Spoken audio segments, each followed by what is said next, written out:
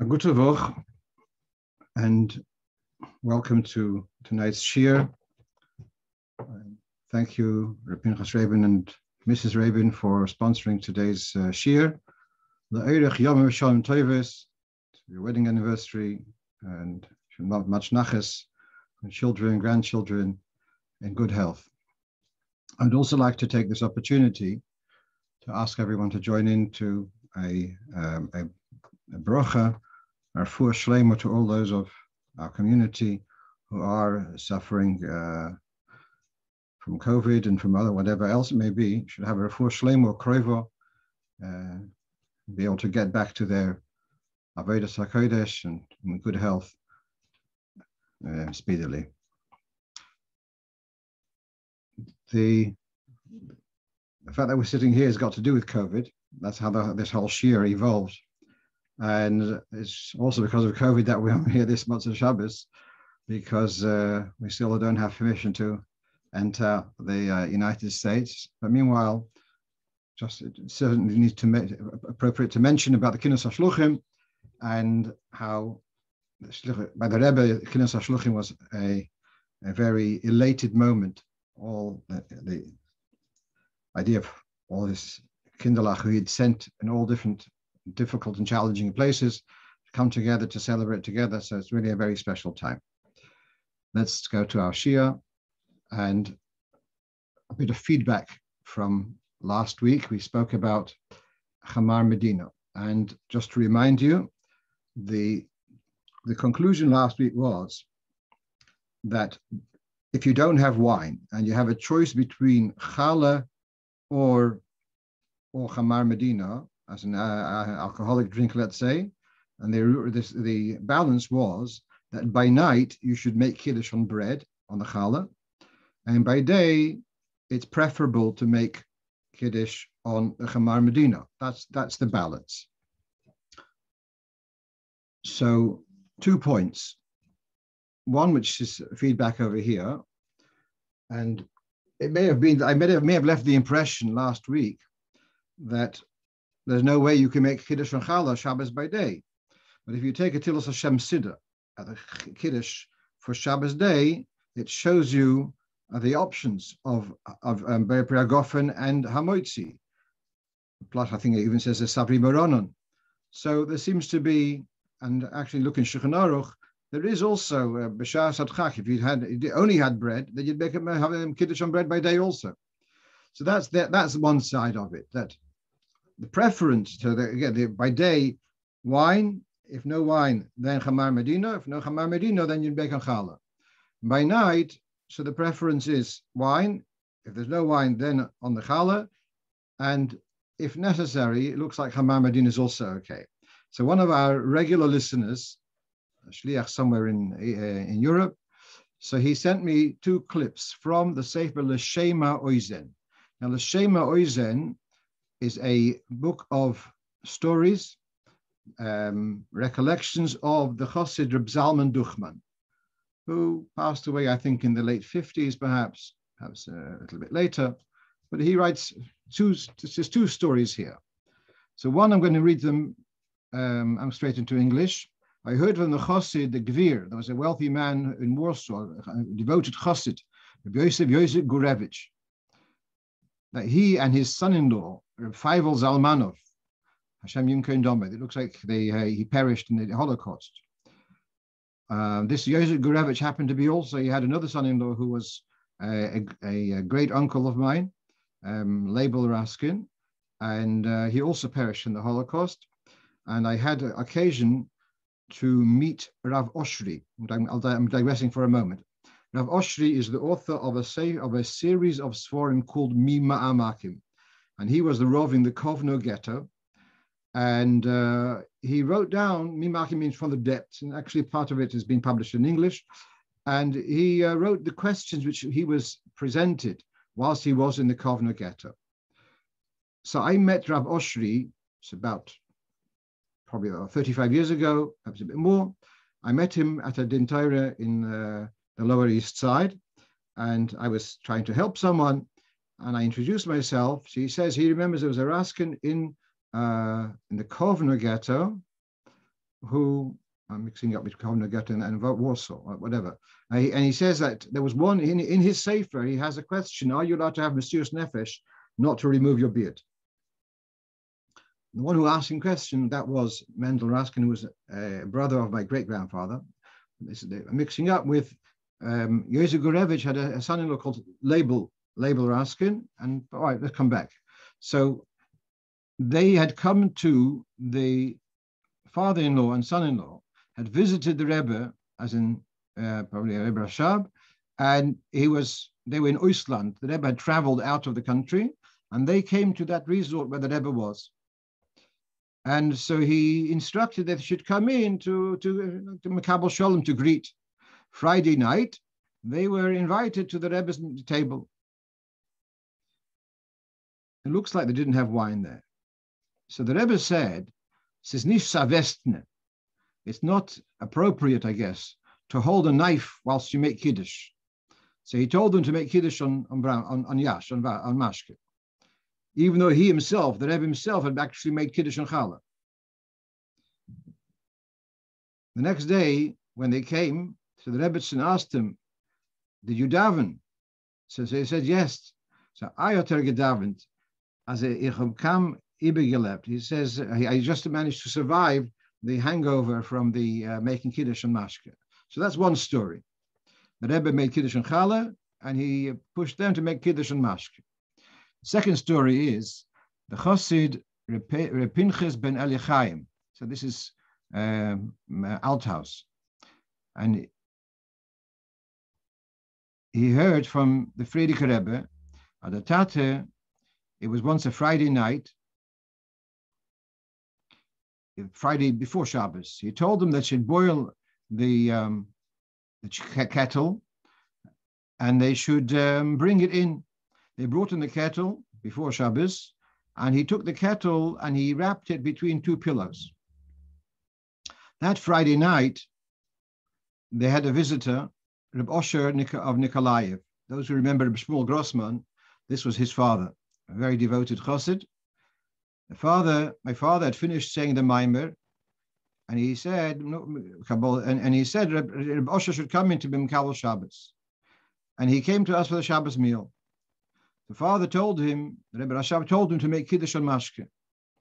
And then he told him to wash and have a kazayas challah. And then he told him to drink the entire kettle of hot tea, to drink the whole lot. Afterwards, my father said that Osher, Osher Nikolaever, he had an idea that he's going to fast from Shabbos to Shabbos. I guess that means with drinking a bit, but he fasted from that for the whole week, but he didn't. We want to do it on his own on his own bat. So he got into a carriage and he traveled to Lubavitch. When he came to me, he told me this. And he's ready on Wednesday. So I told him he should finish.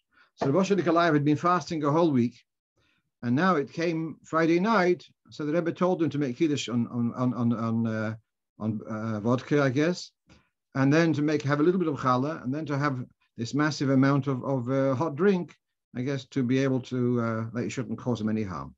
So very beautiful stories. I think though they don't.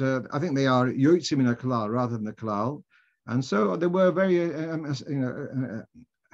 how do you say, exceptional occasions where the Rebbe's told someone to make Kiddush on mashka on a Friday night, but I don't think that's an indication to make it on as a regular minhag.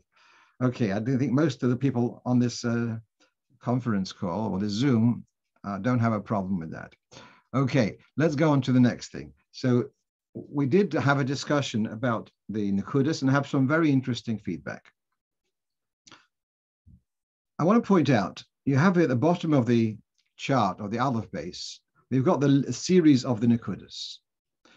Now, in Dikduk, you've got the Nekudas are divided into Tenuah Gdoila and Tenuah Ktana. How you translate that, master and minor, major and minor, however you pronounce, you can define that in English. So the komets and the patach, so the komets is the major and the patach is the minor. Seire and segel, So the tzere is the major, and the segel is the softer one, a and e. So segel. Also, you have chirik, can be major and minor. You can have in English, you say e and e. So e is a more stressed one. That's the major one. Chirik followed by a yud. The minor is just a e without a yud. Similarly with the u. So you have u and u. So food or food. So food would be the minor, and food, good. We say good. We don't say good. So it's different words, a different pronunciation. So this is one is the with the malupum, with the vav with the dot. That's the major, and the one with the three dots. That's the minor. I know we're not always so fussy about this, but this is in Dikduk. You've got this hierarchy, five major and five minor. The cholam, the cholam is a major, and the minor of the cholam is what's called a kometz cotton. Now, for Ashkenazim, we don't make any difference between a kometz cotton and a kometz gadol. By the Sfardim, by them, it's a big difference, because the word kol or koil. So the major is koil. When it's shortened, like because it's hyphenated with a makaf, like kol davar, so from koil becomes kol. Typically, it's going to be followed with a hyphen. So the Sfardim, a regular komet, they pronounce a, but a kometz koton, they pronounce o. So they will say kol davar. We would say kol dovor or dovor if you're really Ashkenazi, but they will have this distinction. So the Tanua Gdoil is the cholam, and the Tanua Ktano is the kometz koton. In Tofshin Membeis, which I'm going to scroll to in a moment, the Rebbe spoke about this in the Sichos Rosh Chodesh Elul and Chaye Elul. Before we go further, though, I want to show you a very interesting thing. In the name komatz, you have both vowels. You have the major and the minor, o a.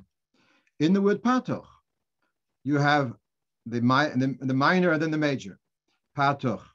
In the word seirei, I pronounce it wrong. Yeah, it's seirei. Yeah, so you've got the major and the minor. According to this, it should be the segel, should be segel. Okay.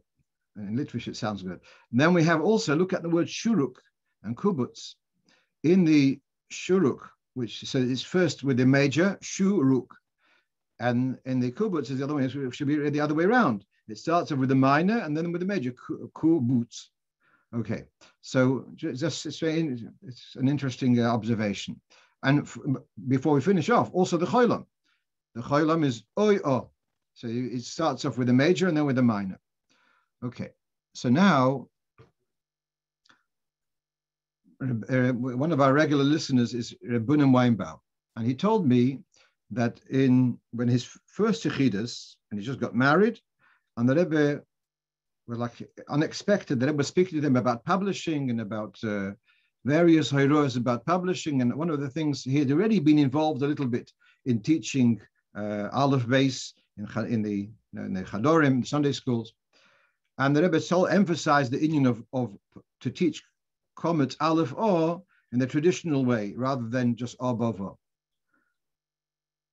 He published a book called Lamdeni, and this is in Tofshin Membeis in 1982, and it was in Sivan, 18th of Sivan approximately, where he wrote to the Rebbe about this, and a few weeks later he sent the Rebbe a color copy.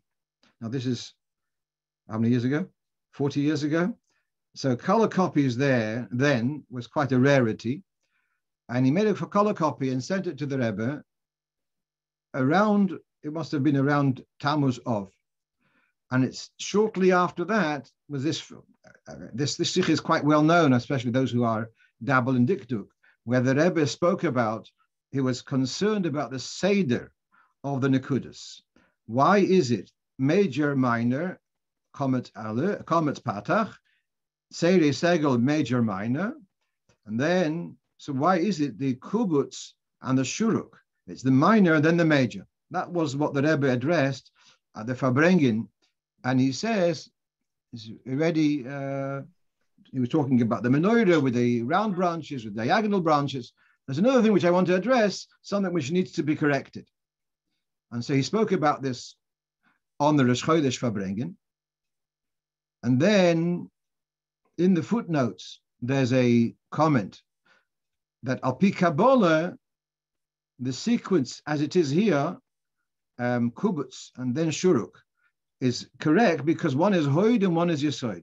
Don't ask me for more explanation of Pi Kabbalah because I haven't gone through that. But Al Pi Kabbalah, that is the sequence is correct the way it is in the Siddur. However, Al Pi Pshat, since you're teaching Aleph base and reading to little children, the Rebbe was still not satisfied. And by the second Farbrengen, he revisits the topic, and he says there was Dvarim Elu, then what I spoke about made a whole tumult. I was actually quite pleased that it made a whole tumult. And the Poyol, they were going to, there was actually one printing Kfar Chabad, they changed the table of the Lekudis. Later they went back to the original format, and so with the Rebbe's instruction to leave it the way it is. But there was a whole discussion about that. At some stage, the Rebbe apparently sent out a zettel to Mr. Weinbaum, Dr. Weinbaum, to check up in Pardes Shar HaNekudis. Now, so just, I don't think I have the Pardes on the screen, no, but the Pardes is a Kabbalah Sefer written by Reb Moshe Cordovero, who is the Rebbe of the Arizal, and he lays down things very clear. He's got a whole chapter.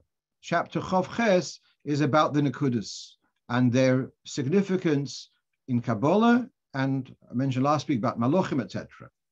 So in the Sikha, he mentions about the Siman of Pituchei Chosom. If you want to remember a mnemonic of the 5 master Nekudis, so you've got Pituchei Chosom. So you've got Chirik, Melupum, Tseirei, Cholom, and the comets. There, I guess, is a comet's cotton, which is, wait a minute. No, that's a regular comets, yeah. So you've got there, the 5 Nekudis are there, the 5 master Nekudis. So that's like copied from the Sikha. In the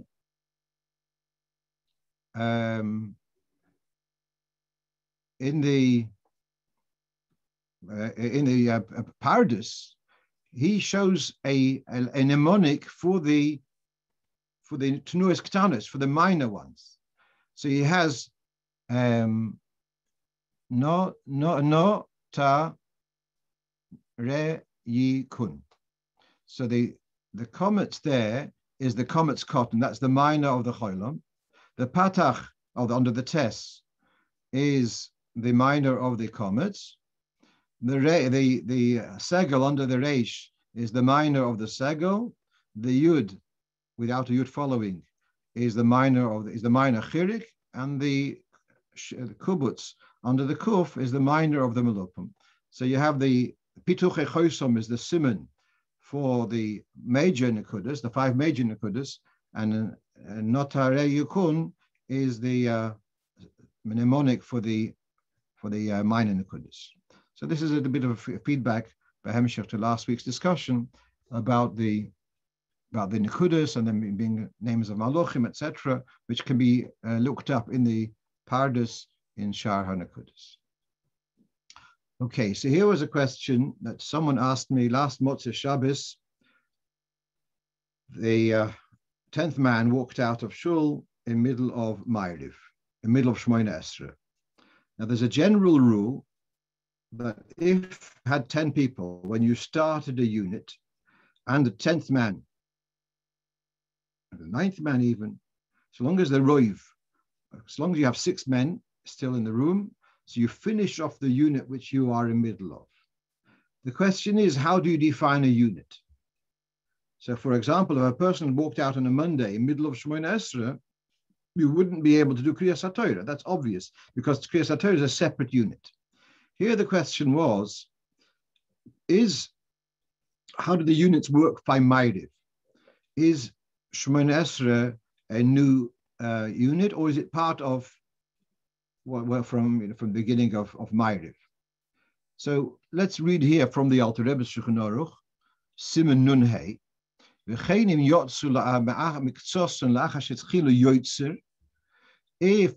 this is Shachris, if during Birchas Krishma, number 10, the 10th man left, so they cannot.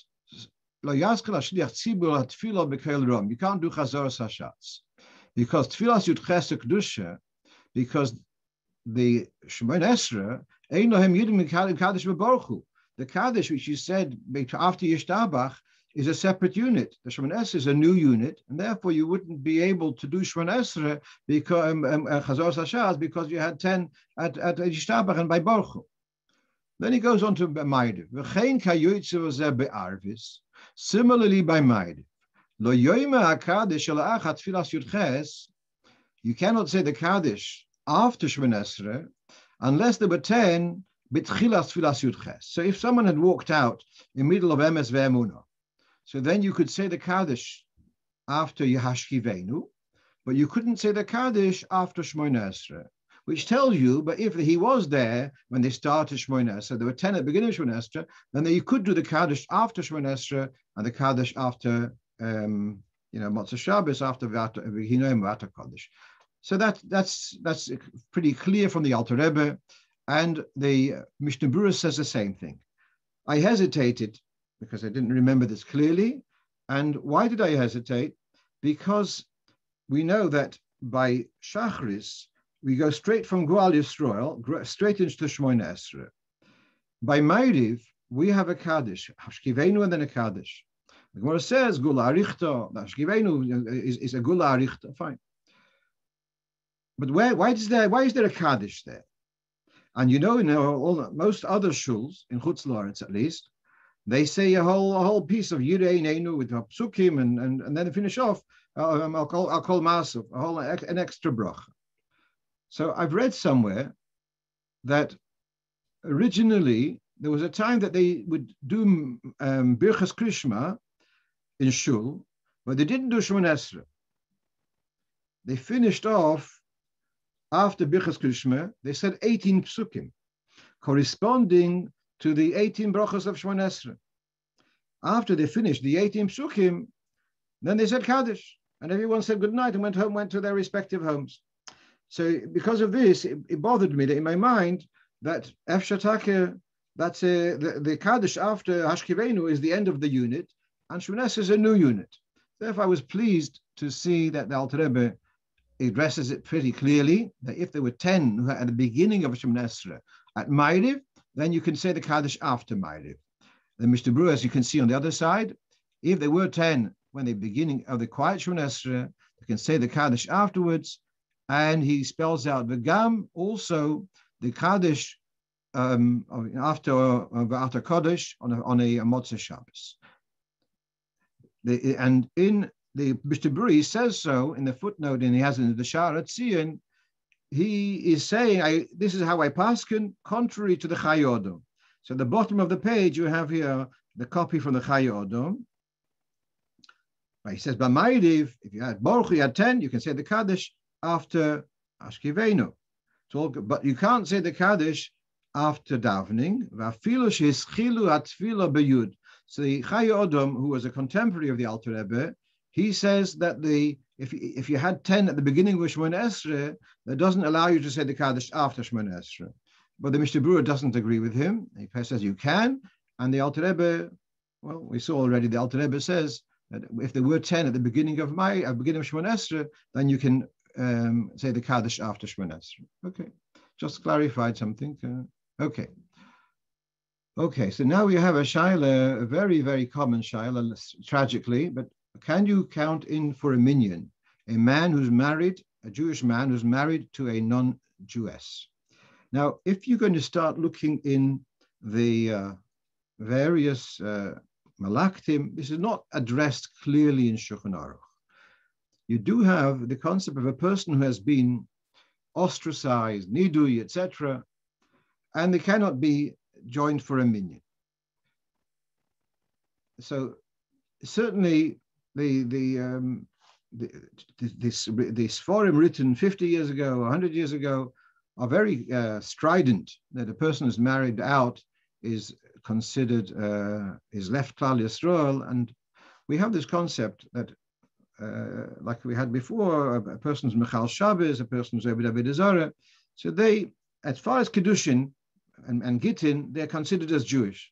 But for all other practical inyanim of Yiddishkeit, they would write a Sefer Torah, do a shchita, whatever it may be, we would not count their acts as an act of a Jew.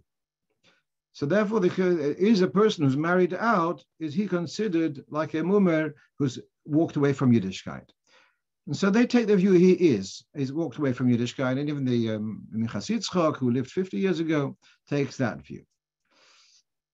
The reality, however, has changed. And whereas, let's say, 50 years ago, or certainly 100 years ago, if a person wanted to get married to a non-Jewish woman, the likelihood was it would happen in a church, and it would be a very strong statement of departing from Yiddishkeit. Possibly, I'm just venturing another svara, that the institution of marriage was a much more stable institution back then. Today, in the broader, broader community, I'm talking about not Yiddish, the broader community, marriage is not seen as such a long-term arrangement, and for these various reasons, and this I have here in front of me, copied from a sefer called Umakarev Bimin. It's a sefer all about kiruv. It's written by a fellow, not Lubavitcher, called Zakutinsky. I've been in correspondence with him.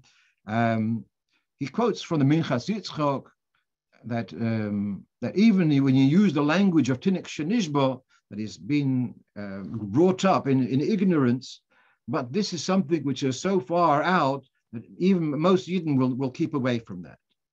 And he writes towards the end, though, that nowadays Jewish people who do get married to non-Jewish, they just think that marrying Jewish is a recommended practice. They don't see it as an absolute no-no. And on that basis, we can take a more sympathetic view. No, Rabbi Zukatinsky is not the greatest postic in the world, but I also have on the, if you can see in the notes, there's a reference in reference 4 to a note from Rav Auerbach, Rav Shlomo Zalman, quoted in the Mishnah Berurah in the Dirshu edition, where he also, Rav Shlomo Zalman is obviously one of the greatest poskim of the contemporary poskim, and he also takes a sympathetic view to a degree. I wasn't able to look up the source where he's quoted from, but certainly that's what is, I believe, followed in many Botei Chabad, etc., that if a person comes to shul, even though they are married to a non-Jewish woman, they will give them an Aliya, etc., and do whatever they can to be Makar of them. That's no question. You have to be Makar of them. The question is whether you can give them, what's their status. No question about Kiruv. The question is what is their status. And so we would follow a more sympathetic status nowadays than may have been the practice back then. I see someone has put in here a question. Okay, okay, it's something for later. Let's go on to, however, the next question. There was a string attached. He's married to a non-Jewish woman, but he goes to church every Sunday, and he comes to shul. Can a person who is Poisea Hashnei Haseifim, what's the story there? So this is a quote from Mishnah Berurah. But if a person is actually a mumel avelis gilulim, if he's actually an active Christian, he's in behaving in Christian behavior, then that would be much harder to justify that they should be able to be mitzaref to a minyan. Unless you say, whilst he's here, he changed his mind. But if you know that he's active over there, it's more difficult to justify allowing to be mitzaref to a minyan. I once had a fellow here in the house.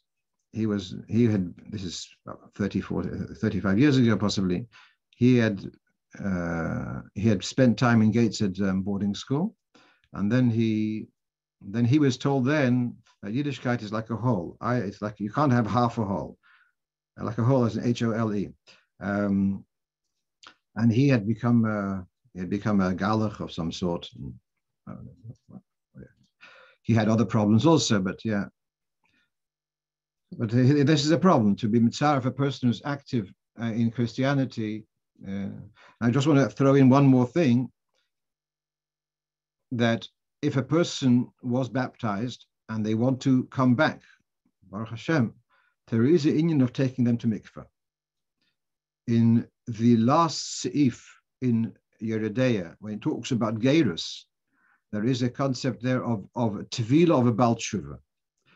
And that's done particularly when the person had gone through baptism, so to take them to mikveh, and they make like a recommitment to Yiddishkeit in a rejection in the presence of the best, and the best don't have to be at the mikveh. Afterwards, we had a few times, we had women or girls who went through this, and they come from Russia and come here.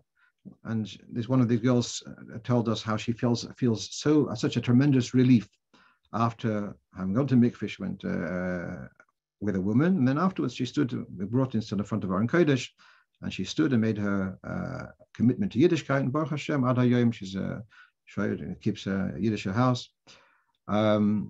There's actually also a letter of the Rebbe, which is published. I don't remember exactly where. A letter of the Rebbe to someone to do. And he says. The Rabbi, he apparently lived in Seattle, and the Rebbe says to get this mikveh done as soon as possible, and he tells him to contact Rabbi Levitin, who is a shliach in Seattle, to help him facilitate this tevilah as soon as possible. So this inyan of tevilah for a Baal Tshuva after baptism is something which is, if it's in where it's applicable, it's something which one should do ASAP. I want to just share with you something.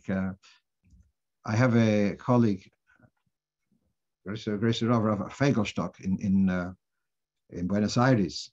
So apparently in Southern America, there's witchcraft is still practiced. And when a lad has got his eye on a particular girl, he will use witchcraft to seduce her, that she feels like an obsession. She has to come after him. And they use it, and apparently it's so. There were some Yiddish girls were also ensnared in this kind of spell, and he was in contact. They came to him. He told them to go to mikveh, and after they went to mikveh, the spell kind of wore off, and they felt relieved of this pressure from this shagets who had an eye on them. Okay, let's go on to a totally new topic, and that is about Kriyas HaTorah. So there is a minhag written in Shulchan Aruch about not giving aliyas to two brothers or father and son, one after the other. So this is in Shulchan Aruch. It's tucked away in Siman Kuf Mem Aleph. I'm going to read it for you.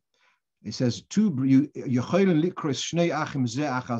are minhadin, you are allowed to give aliyas to two brothers consecutively, a son after a father. But it is not done because of ayin hara, of evil eye. Okay. Now, so therefore Gaboim know this, and sometimes they have to juggle, especially when there's a family simcha, lots of aliyahs, how to avoid having to give siblings or father and son one after the other. So now this is on the right. You have the Mishnah Brura. There's no Alter Rebbe Shulchan Aruch and Siman Kuf Mem Aleph.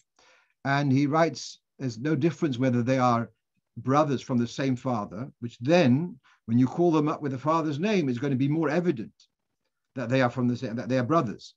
Even if they're brothers only from the mother's side, also one would avoid giving them an aliyah one after the other. Even if the person says, I don't mind about it, I don't care about Hara, but this is the minhag when doesn't. Then he says there are those who are machmer, even a father and a grandson also ein abisha, And if there's a tzorich, you can be makel on that. If there's a need, you can be lenient about a grandfather and a grandson. So that's on the right side. On the left side of the page, you have a quote from the Pischei Teshuvos, where he says that's a ben achar ben, a son's son. That's where there is a minig taking it further, of being machmir, not to give one after the other. But if it is ben bitoy, if it's his daughter's son, then there's no problem of calling up Zayda and his grandson one after the other. Then he talks also then about a son-in-law and a father-in-law. Okay, but that's basically that. I've answered the question. Can a grandfather and grandson for consecutive aliyahs? So if it's through a daughter, then it's not a problem. If it's a son's son, so then it's something which the Chatchila would avoid. Let's go on. Now here's a question. A fellow is working in the shares, the stock exchange, that kind of job, and he has to be at work at 7 a.m. So now he has, especially now, and this coming week, we're going to change the clock. It's going to be a little bit of a relief, but he has a problem about davening, Tallis and tefillin, etc. What's the earliest he can do? Doesn't really have a private spot to take, a 10-minute davening break at his place of work, and I have to take in consideration that it might not happen. So what can he put on Tallis and tefillin early? So with the tefillin, I'm much more at ease with this. There's a tshuva of Rav Moshe Feinstein, and he wrote this when he was still, before he emigrated to America. There was someone who needed to go to work at 5 a.m. and there was no possibility, talking about 80 years ago, more, 90 years ago, there was no chance of him putting on tefillin at work. This is in Russia, in Lithuania, whatever. So let's explain something. We don't put on tefillin by night. Is that min haTorah or min rabbanon? So machlokas tanoim, whether miyomim yomimo, but the word miyomim yomimo means that you shouldn't put on tefillin by night. So some paskin that Lailo loves man tefillin. The halacha where we follow is Lailo's man tefillin. Why didn't you wear tefillin by night? Shemo yishon behem, you might fall asleep, and once you fall asleep, then you don't have control of your body, etc. So Rav Moshe takes the view, he says, that's all very well, it's the middle of the night, but this fellow's got up to go to work. He's not going to fall asleep now. So he allows him to put on tefillin b'shas al-chak even before daybreak, before dawn. Then he asks an interesting thing, with a brocho, without a brocho. So he says, if he is a Talmud Chochem, he should put on tefillin without a brocho. If he's a simple person, not a Talmud Chochem, he should put on with a brocho. A Talmud Chochem, you tell him put on without a brocha, he'll understand. The lomdas, etc. A pashta person, you tell him to put on tefillin without a brocha, means it's not so serious. So he may skip it altogether. So this is Rav Moshe's advice. If he's not a Talmud Chochem, it's all time with a brocha. So with the tefillin, to put on tefillin early, certainly after dawn, I am more easygoing about. My shaila is about the Tallis. What is the earliest time you can put on a Tallis with a bracha? So we have a concept called Misha Yakir. It's a time when you can see the difference between the blue and the white in the Tallis. So what about earlier? We've got the time which is called dawn, Alos HaShacha, and then you've got the time of Misha Yakir, which is later. So what's the earliest, really when push comes to shove? So this is how you can see it's from the Alter Rebbe's Shulchan Aruch. We'll go through the Lashon. From what time can you make a bracha on the tzitzis? Some say from the point you can recognize the difference, to distinguish between the blue and the white in the tzitzis, because it says a reisim oisoi. From the time that you can recognize the tcheles. Only then, so according to this opinion, before Mashiach here, you make a bracha on tzitzis, a bracha levatala. Kolponim. Okay. All right, it's not call everyone. Tosfos says it's back at Yom Balayil is chayv. Okay. V'yesh oimrim. There's a second opinion says no, that actually from dawn is already called Sh'as Re'iyah, at least min Torah, because from that point is actually you can see the tzitzis, even though you cannot differentiate between the blue and the white, and therefore already from dawn you can make a bracha because it's already a chiyuv. V'chein noi hagin. Wow, look at that. That the minig is to allow a bracha from Alos HaShacha. Not to put in the Tallis with a brocha until mishayaki between the blue and the white. But meanwhile, we've seen here something very powerful, that already from Alos HaShachar, you can already make a brocha if there's a need for it. Of course, there's another solution. He can make the brocha when he just at the end before he takes it off. But at any rate, we have here sound basis to be matir that you can make a brocha. And as I said before, a person who's not such a Talmud Chochem, you start telling him the brocha without a brocha, it may weaken the mitzvah in his eyes, and therefore we have here a heter to make a brocha from Alos HaShachar. And then there's another parsha. How do you work out Alos HaShachar? That's another discussion. Okay. Does a bread bin need to be toivelled? And so the rules of Tevilah, I'm clarifying this because people get confused. Minatayre, or the mitzvah of Tevilas Kalim, applies to metal. Midrabanon, it also applies to glass. Wood does not need to be toivelled. Earthenware is toivelled without a brocha because of the glazing. The glazing, and therefore there's a svara, it's called glass. But other than metal and glass, wood, someone asked me, but they have to toivel a wooden thing. And the answer is no. So now, but there I would just want to point to the word kalei seuda. Kalei seuda means utensils which are used for serving to the table, etc. So a bread bin is not a keli brought to the table.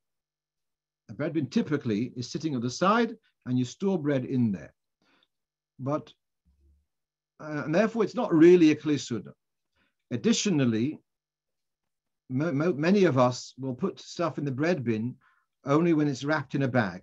So it's a container of bags. So you don't actually put food directly in there. And on that basis, it doesn't really require a tevilah. If you actually put bread in without a bag, then it does. Then one should toivel it, obviously, without a brach. Now you might ask, what's this bag business? Does a bag make a difference? So as I was researching, it's very interesting. Well, sometimes people ask, what about a baking tin? But you always line the baking tin with grease-proof paper. Does that take away the need for toiveling the baking tin? And the answer is it does not change. Bread in a bag, you can carry the bread from place to place in the bag. So the bag of bread is a proper keli. The grease-proof liner of a baking sheet is not a keli for itself. You don't carry around cookies in a grease-proof liner. So therefore, that kind of lining does not, dispense the need of tevilah or the baking sheet, a baking tin. Whereas in the case of bags which you contain bread or whatever, and you put that into the bread bin, so they are kelim b'fnei atzmam. So therefore, like you don't toivel a fridge, yeah. No one's asked me about toiveling a fridge. You put food in the fridge, but it's always in containers, yeah. So a similar idea, and you certainly don't serve food to the table from in a fridge. Okay, let's move on. So one of our regular listeners listens to the recording, and he came across some kind of YouTube demonstration about Shabbos with a cholent in a crock-pot. And the rabbi who was displaying this, demonstrating, he took the crock-pots have got an outer housing made of metal, and that's where the element is, the heating element, and then you've got an inner ceramic insert, and he had taken off the ceramic and put it down on the counter. He was holding it with one hand, and he stirred it, where he added water. We went through this recently. He added water from the urn, and then he stirred it, and then puts it back. And the fellow was shocked, stirring a kli rishon, and he was always under the impression that you're not allowed to stir a kli rishon even when it's not on the fire. So here we have in the Alter Rebbe's Shulchan Aruch and Mishnah Berurah, they both say the same thing, but the graphics are different. The Alter Rebbe first says, Im nisbashlu kol sorkon, talking about a pot which is fully cooked and it's taken off the fire, so then you are allowed to stir it. Then he finishes off, v'yesh machmirin, there are those who are machmir with a pot even when it's off the fire. And the ikeh is like the first svara, v'haroitz elahachmir, yachmir b'hagosa mamish. The one who wants to be stricter should be machmir, mamish stirring. But to ladle out, that's okay. Now on the left side, you have the Mishnah Berurah. He says the same thing. He says, "Afilu lohogis bo." He's talking about a clearation off the fire. The ein bishul achabishul. Scroll down a bit in the Mishnah Berurah. You're allowed to stir it. So really the same Lashon, which the Alter Rebbe wrote, he also has written, but it's not in the same Seif. So here in Seif Kotten Kuftas Vav, it said that you're allowed to stir a clearation which is taken off the fire. In later Seif, in Kuf Yud Zayin, then he says, oh, there is room to be machmir. So that's why this rabbi who was demonstrating, he was taking kipshutai, that you are allowed to stir the cholent of the fire in the clearation, but the one who learns the Alter Rebbe Shulchan Aruch, it's in the same Seif, and you go away the impression that we don't stir stuff in a clearation even when it's off the fire. I want to just share with you another interesting experience.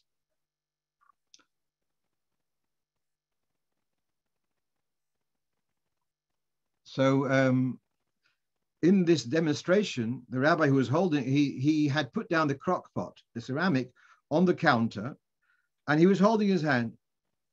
So about 30 years ago, I was learning Mishnayos Kira, and I was reading the Rambam, where when it says oide b'yodoi, that in one of the conditions of chazorah to be allowed to put it back on the heat is oide b'yodoi.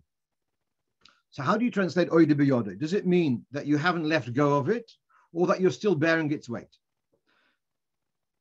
And Shmir Shabbos Kilchoso, he had written that you don't have to hold it in the air. So long as you're holding it, you don't leave go of it. That's called oide b'yodoi. But the Rambam in Pirush Mishnayos is very clear that he says oide b'yodoi means that you are bearing its weight in the air. You can hold it partly on the table, partly off the table, but if you'd leave go, it'd fall. That's called oide b'yodoi. So at the time, I wrote a letter to Rav Neuwirth, the author of the Shmir Shabbos Kilchoso, and I pointed out that the Rambam writes differently to what he writes in his Sefer. A couple of weeks later, I got an aerogram. If you remember those old aerograms, all folding over with the same paper. So I got an aerogram from Rav Neuwirth, Zechrein Levrocha. He thanks me for ha'ora ha'chashuva ma'oid, whatever. And in the next edition, he's going to include it. And he gives me a reference also. But he gave me a reference to Damascus Eliezer, which is a Pirush and Bir Hagro, where he takes a perhaps a more lenient view. Okay, so that's about the stirring. Now I skipped from letters. I didn't have a slide for number 8, but I did. Wait a minute. We had 2-7. Sorry. All right. Okay. Right. So we have another couple of minutes. So now, someone pointed out to me that in one of the Chanukah leaflets, it says that on Friday afternoon, the flames of menorah should last for 1.5 hours. And he's asking, where does the number of 1.5 hours come? And 1.5 hours is 90 minutes. And we have, say, 30 minutes, the Chabad is 50 minutes. Where does the 90 minutes come? So let's first go to the Shulchan Aruch in Hilchos Chanukah. It's already Shabbos Mevorchim Kislev. It's already you were talking about Chanukah. So Simon Tofresh Ayin Base. So Mechaber says Ein Madlik. The time when it says in the Gemara, when is the time for menorah? Mishet Tishka Hacham, from when the sun sets. There's an ambiguity here. Does it mean from the beginning of the Shkia or the end of the setting of the sun?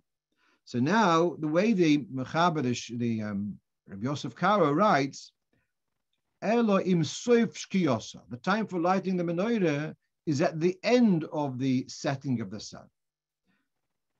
And then you leave it there for another half an hour until Kal Yal Rigdol Tamadoy, we see people stop walking the streets. So that is the opinion of the Mechaber. However, the Pri Chodosh disagrees. And he says, Mishetishka means from it begins to set. And he brings a Lashon of Gemara, which I learned with my Malamed, my special Malamed, Rabbi Levino Lavash Shalom. And it talks about blossoming and about cucumbers growing from I don't remember whether it's about Meiser, I don't remember exactly, but it says Misha Yifa Kesu, from when they start blossoming. So Misha Yefakesu means from when it started. When it begins blossoming. So the same thing, Misha Tishka, means from the beginning of the sunset. So we have two opinions. When is Misha Tishka? From beginning of sunset or from the end of sunset? This is the background for the minhag, as you see here in Minhagi Chabad, where it says that we be medayik, that the menorah should last at least 50 minutes. What's the cheshbon of 50 minutes? Because the shortest time between sunset and 3 stars is approximately about 20 minutes. All right, you'd have Mincha till you light it, whatever. It's about 20 minutes, and then you have another 50 minutes, another 30 minutes after that from Sof. In other words, it's allowing from Tchilas Shkia to Sof Shkia, allowing 20 minutes. On top of that, another 30 minutes. And that's where the cheshbon of 50 minutes comes from. L'chayra. The footnote in the Sefer HaMinhagim I didn't put on the screen. I found it confusing. There's a mistake over there, but fine. That's the cheshbon of 50 minutes. Now, in England, from sunset until 3 stars is not 20 minutes. It's more like half an hour, 40 minutes. It's much longer than just 20 minutes. Additionally, we're talking about Friday. Friday, there's Lichtzinden. Lichtzinden is 18 minutes approximately. We went through the whole thing about 23 minutes, but let's say if in 18 minutes before sunset. Then the menorah is lit even before. The menorah is lit a few minutes before Shabbos Licht. So we can assume that the menorah is lit about a half an hour before sunset. So if half an hour before sunset, then you have to have from sunset until 3 stars. And then from then you have to have another 30 minutes. So then the cheshbon of 1.5 hours, I don't think is exaggerated. So that's what I wanted to share to clarify that. Okay. Someone had asked here if I have time to address this. Can you use utensils from a dishwasher that was on during Shabbos Friday night? Okay, it's a good question, and I'm not going to deal with it now because there's a shiur here. If the dishwasher, I'll explain the question. The dishwasher was switched on before Shabbos, and then half an hour into Shabbos it switches off. The question is the door of during the onset of Shabbos, the door of the dishwasher was muksa. You weren't able to open it because it would mean switching off the machine. So since it was out of bounds for the onset of Shabbos, there's a svara it should remain muksa for the whole of Shabbos. But I'm going to put this onto the program on the agenda for next week. Bez Hashem, we'll be able to get an answer. Finally, though, the last point I want to share with you is a new thing, which was a new word from the Rebbe, new Giluyer, and that is that they found in Rabbi Gronel or Sholom's archive, they found a record of when the Rebbe had gone to visit to be Menachem Ovel, the late Rov of Rebbe. The Rov of Reb Shloimeh had lost a child. And this is in Tovshin Yud Ches in 1958, approximately. Yeah, it was in the summer. And the Rebbe went to be Menachem Ovel. And this is a very, very interesting conversation, but this is the last piece. This was just now published. The Rebbe said the following. There are opinions that Nichum Avelim, that comforting the mourners, is a mitzvah min haTorah. And therefore, that entails a discussion, should you make a brocha? Now, it's interesting because you don't make a brocha normally on a mitzvah which involves a second party. For example, you don't make a brocha on Kibbud Av. You don't make a brocha on stock. There's another reason. You don't want the fellow to starve to death while you're putting on your gartel to make a brocha and giving stock. But generally, a mitzvah which is relating to someone else, we don't make brachas on. But meanwhile, there is a discussion whether it should make a bracha on Nichem Avelim. And therefore, says the Rebbe, therefore it's customary to associate Nichem Avelim with a tefillah. So the Baba Varuv said that actually we're going to daven Mincha right away. The Rebbe then said that he has already davened Mincha, but I'll stay for Mincha, which Mincha, as you know, Galiciana davened Mincha quite late. It was after the time for Maariv in our language. And it came late, and the Rebbe stayed for this late Mincha, and he answered Kedusha. Reb Shmuel Levitin then related. Reb Shmuel Levitin was one of the very eminent Chassidim, and obviously he had gone with the Rebbe on this visit on the Nichma Velim, and he commented to the Rebbe that he had heard that when the Alter Rebbe was by the Barditcheve, Chutten, and the Barditcheve davened Mincha very late, so then there was a shaila whether to answer Kedusha.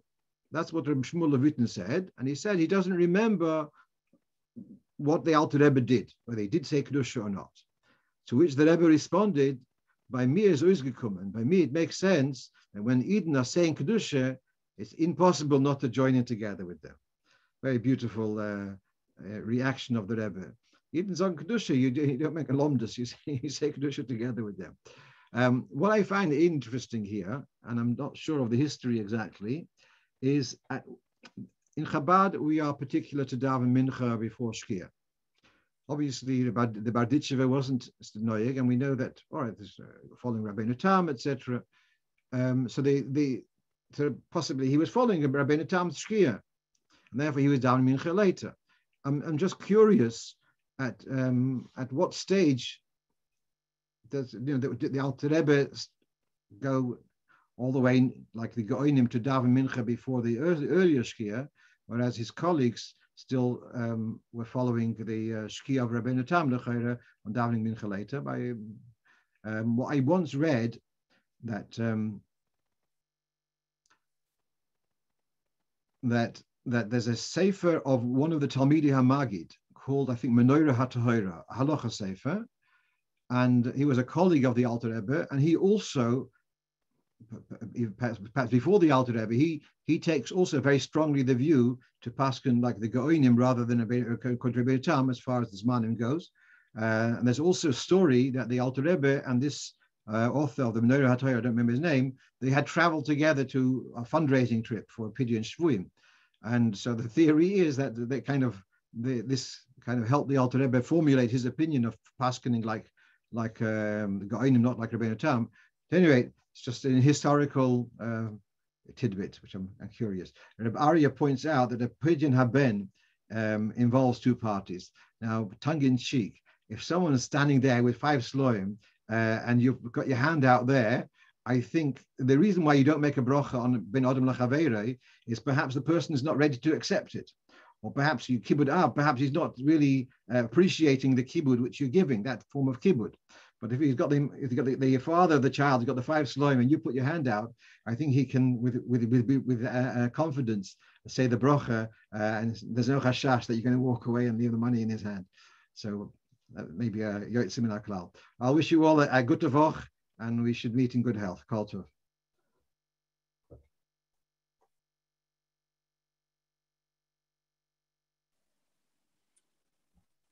Koyach, good tavoch. Koyach, good tavoch. Koyach, and good tavoch.